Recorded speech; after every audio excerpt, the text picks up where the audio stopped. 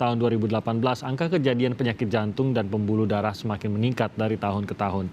Setidaknya jantung koroner terjadi ketika pembuluh darah pada jantung mengalami penyempitan dan penyumbatan pembuluh darah. Di tengah meningkatnya angka kasus penyakit jantung di Indonesia yang sering kita lihat di berbagai pemberitaan. Sebenarnya, apa sih yang membuat penyakit ini begitu mengkhawatirkan? Nah, sebelum kita masuk lebih jauh, kita kenalan dulu dengan organ yang jadi pusat dari semuanya, jantung.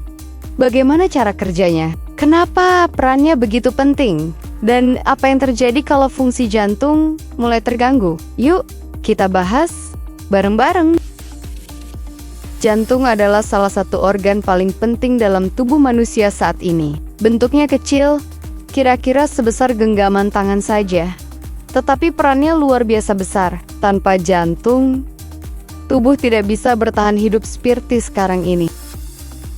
Secara sederhana, jantung adalah pompa alami yang bekerja tanpa henti selama 24 jam.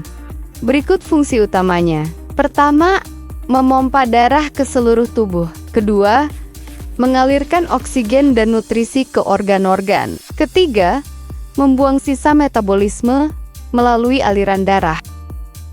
Setiap menit, jantung memompa sekitar 5 liter darah.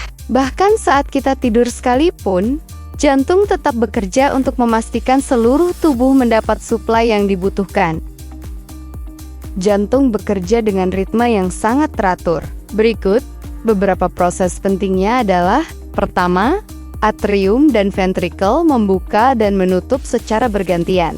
Kedua, aliran listrik alami mengatur detak jantung. Ketiga, pembuluh darah menjadi jalur transportasi darah.